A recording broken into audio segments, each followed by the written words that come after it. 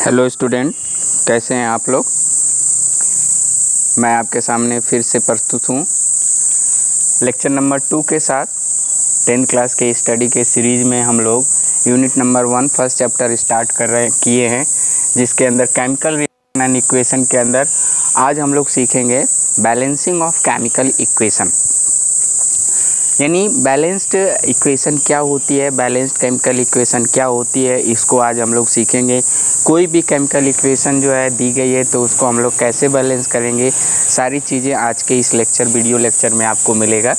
So balancing of chemical equation यानी already हम लोग पहले डिस्कस कर चुके हैं कि कोई भी केमिकल रिएक्शन होती है जो एक प्रकार से चेंज है, कन्वर्जन है ओल्ड प्रोडक्ट का न्यू प्रोडक्ट के अंदर। ओल्ड प्रोडक्ट को हम लोग रिएक्टेंट बोलते हैं, न्यूली जो फॉर्म सब्सटेंस है उसको हम लोग प्रोडक्ट बोलते हैं। और according to the IUPAC already we have discuss the representation of the chemical equation, जिसके अंदर रिएक्टेंट को हम लोग लेफ्ट हैंड साइड में, एरो के लेफ्ट हैंड साइड में, और प्रोडक्ट को राइट हैंड साइड में रिप्रेजेंट करते हैं। एक हमारे पास 9th क्लास में बहुत ही इंपॉर्टेंट लॉ हम लोगों ने पढ़ा था, जिसका नाम है law of conservation of mass. According to this laws the particularly the chemical equation must be balance. और मस्ट बी बैलेंस का मतलब क्या है कि मास और the number of the element toward the reactant side, जो लेफ्ट हैंड साइड में reactant hand side में नंबर ऑफ एलिमेंट या mass, that must be equal to the mass और the number of element toward the product side और right hand side. यानी इसका कहने का मतलब क्या है कि लेफ्ट हैंड साइड में जो रिएक्टेंट हैं उसके अंदर जितने भी नंबर ऑफ एलिमेंट्स हैं that must be balance with the number of elements और the mass towards the product side. ये according to law of conservation of mass कहा जाता है। अब इस पर्टिकुलर कॉन्सेप्ट को हम लोग समझने के लिए हमारे पास एक वर्ड इक्वेशन दी गई है, जिसके अंदर हम लोग देखेंगे कि जिंक है that is reacting with the sulphuric acid. Zinc जो है सल्फ्यूरिक एसिड के साथ रिएक्ट करके जिंक सल्फेट और हाइड्रोजन गैस का प्रोडक्शन करता है।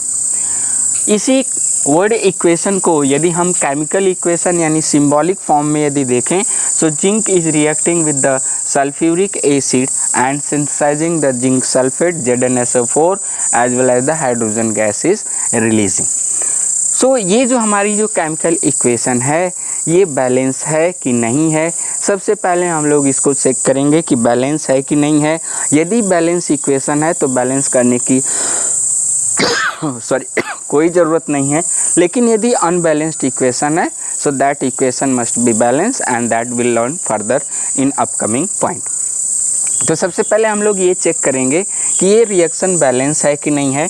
इसके लिए हम लोग एक टेबल बनाते हैं और टेबल के अंदर ये जो है एलिमेंट का नाम लिखेंगे। In first column will write the name of the element. In second column we'll just write the number of the element present towards the reactant side यानी left hand side.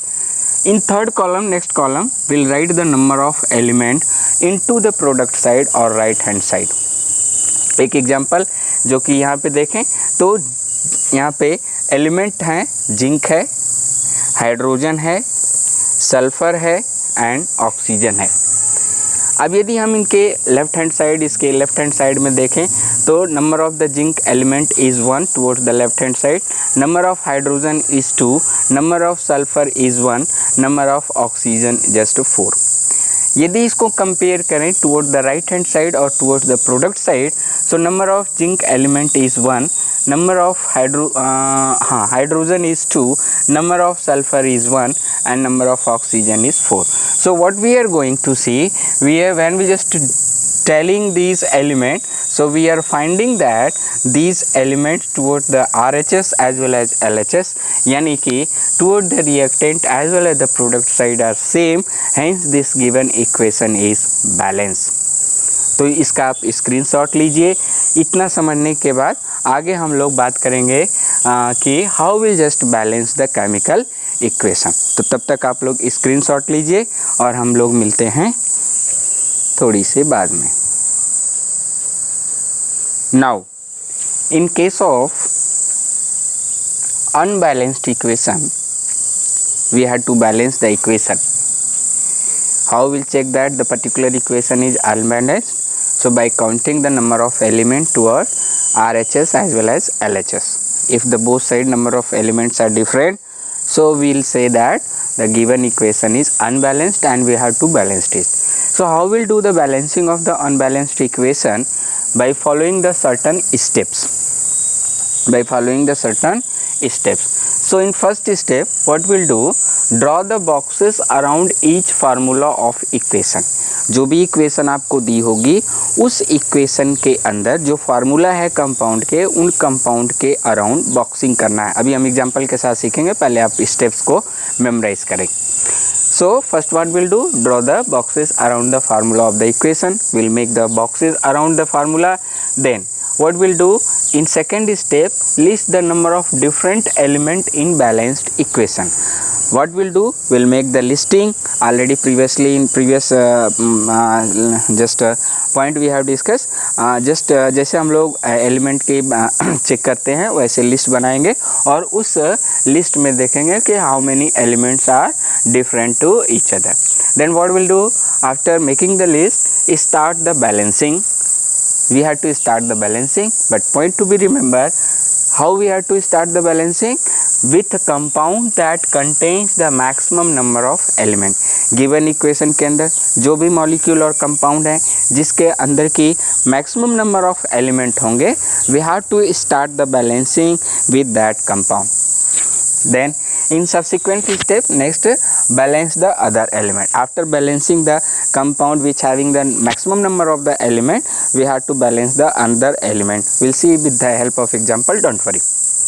Then in fifth step, finally check the correctness of a balanced equation. How we'll check the given particular equation has been balanced or not? So by counting, similarly by counting the number of element towards the both side. दोनों side में के number of element को count करने के बाद हम लोग decide करेंगे कि गिवन इक्वेशन जो है हमने बैलेंस कर लिया है कि नहीं. Then finally last step what we have to write, very crucial steps are this one, writing the symbol of the physical state of the element or the compound into the given equation. यदि element और compound solid state में है तो small S से bracket में लिखते हैं, यदि लिक्विड स्टेट में है तो उसको ब्रैकेट में स्मॉल एल से लिखते हैं, यदि गैसियस स्टेट में नेचुरल अकरिंग है तो उसको स्मॉल जी से लिखते हैं, एक्वस फॉर्म में है तो इसको ए क्यू से. इस तरीके से डिफरेंट फिजिकल स्टेट को लिख करके और now will just see the given equation we have balanced it. कैसे बैलेंस करेंगे, अभी इसको स्टेप को आप स्क्रीनशॉट लीजिए, इसको एक बार मेमोराइज कीजिए one by one step with the help of example. Again will proceed. तो तब तक आप स्क्रीनशॉट लीजिए, फिर मिलते हैं हम लोग.